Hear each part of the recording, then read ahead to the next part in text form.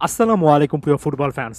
আমরা সকলেই জানি যে লিওনেল মেসি ট্রফি জয় করতে করতে ক্লান্ত। ফুটবল ইতিহাসে সর্বোচ্চ ট্রফি জয়ী ফুটবলার, সর্বোচ্চ ব্যালন জয়ী ফুটবলার সামনে আসলে অ্যাচিভ করার মতো লিওনেল মেসি নিজে কিছু দেখতে পারছেন কিনা সেটা নিয়েও প্রশ্ন করা যায়। তবে কোপা আমেরিকাকে কেন্দ্র করে অনেক আলোচনা চলছে। লিও মেসির আর্জেন্টিনা যদি কোপা আমেরিকা আরও একবার জয় করতে পারে, নিঃসন্দেহে বলতে পারি আরও একবার লিওনেল মেসি সবগুলো অ্যাওয়ার্ডের ফোকাল পয়েন্টে থাকবেন। তার চেয়ে বড় কথা, আর্জেন্টিনার জন্য সেটা একটা অভাবনীয় অর্জন হবে, কারণ সাধারণত কোপা আমেরিকা বিশ্বকাপ এই টাইপের ট্রফিগুলো জয় করার চেয়ে নিঃসন্দেহে বলতে পারি ধরে রাখা অনেক বেশি করে কঠিন। তবে এ মোমেন্টে শুধুমাত্র আলোচনা যে কোপা আমেরিকাকে কেন্দ্র করে করা উচিত, ব্যাপারটা এমন নয়। আমার তো মনে হয় আরও বেশি অবিশ্বাস্য একটা জিনিস লিওনেল মেসি এই সিজনে অ্যাচিভ করতে পারেন, এখন পর্যন্ত চান্সেসটা ভালোভাবে আছে।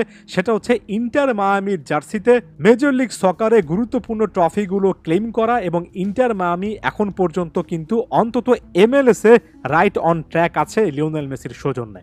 ব্যাপারটাকে অবিশ্বাস্য এজন্য বলছি যে ওভারঅল ইন্টার মায়ামি দলের যে মান আর লিওনেল মেসিকে বাদ দিলে দলের যে অবস্থা, তাতে শেষ পর্যন্ত লিওনেল মেসি যদি ফিটনেস ধরে রাখতে পারেন, ইনজুরি সংক্রান্ত ইস্যুগুলোতে না ভোগেন, এবং ইন্টার মায়ামি যদি আসলেই লিও মেসির সার্ভিসটুকু সর্বোচ্চ পরিমাণে ইউজ করে বাকি সময়ে নিজেদের কিছু না কিছু করার মাধ্যমে MLS এ ভালো করতে পারে, তাহলে লিওনেল মেসি আরও একটা অসাধ্য সাধন করবেন। এ দলটার হয়ে MLS এ ট্রফিগুলো জয় করাটা তো আসলে অবিশ্বাস্য একটা ব্যাপার।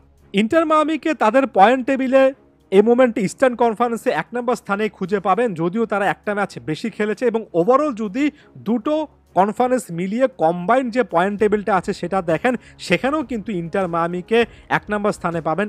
LA গ্যালাক্সি একটা ম্যাচ কম খেলে 2 নম্বর স্থানে আছে। দুটো কনফারেন্স মিলিয়ে যে কম্বাইন্ড একটা পয়েন্ট টেবিল হবে, সেই কম্বাইন্ড পয়েন্ট টেবিল সাপোর্টার শিল্ডের জন্য অনেক বেশি করে ক্রুশাল হবে। যারা 1 নম্বর স্থানে থাকবে তারা MLS এর সাপোর্টার শিল্ড অ্যাওয়ার্ডটা পাবে, এবং এই ট্রফিটা জয়ের মাধ্যমে MLS এর রেগুলার সিজনের উইনার হবে। তবে তার চেয়ে গর্জিয়াস MLS কাপ কিন্তু সামনে আছে, একটা মিনি টুর্নামেন্ট আকারে এই বিভিন্ন কম্পিটিশনগুলোর টপ লিস্টের দলগুলো খেলবে, এবং MLS কাপ যদি ইন্টার মায়ামি অর্জন করতে পারে, ওই যে বললাম লিওনেল মেসির জন্য এটাও একটা অবিশ্বাস্য অর্জন। হয়তোবা ইউরোপিয়ান কনটেক্সটে এটার গুরুত্ব আমরা বুঝবো না, তবে যারা রেগুলার ইন্টার মায়ামি বা যুক্তরাষ্ট্রের ফুটবলের খোঁজখবর রাখি তারা নিশ্চয়ই জানি যে দলটাতে লিওনেল মেসি সত্যিকার অর্থে আছেন।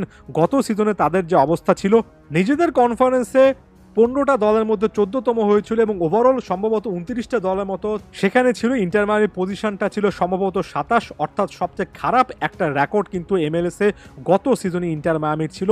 ইন্টার মায়ামি সেখান থেকে যদি বের হয়ে আসতে পারে, এটাকে একটা অলৌকিক ঘটনা। লিওনেল মেসির মাধ্যমে আরও একটা অবিশ্বাস্য অর্জন ছাড়া আর কি বা বলবেন। অলরেডি 10টার মতো ম্যাচ কিন্তু ইন্টার মায়ামি খেলে ফেলেছে, অর্থাৎ প্রায় 1/3 ম্যাচ কিন্তু শেষ হয়ে গিয়েছে। এখন পর্যন্ত লিও মেসির ম্যাজিক্যাল পারফরমেন্সের মাধ্যমে ইন্টার মায়ামি MLS এর রাইট অন ট্র্যাক আছেন। 6টা ম্যাচ খেলেছেন লিও মেসি, 10টা গোলে কন্ট্রিবিউট করেছেন। এভাবে যদি কন্ট্রিবিউট করে যেতে পারেন, ইন্টার মায়ামির চান্সেস থাকবে MLS এ অনেক কিছু জয় করার, এবং এটা লিওনেল মেসির জন্য সত্যিকার অর্থে বড় একটা অর্জন হচ্ছে দলের অবস্থা বিবেচনা করে, যদি শেষ পর্যন্ত লিও মেসি এবং ইন্টার মায়ামি সেই জিনিসটা আসলেই করতে পারে।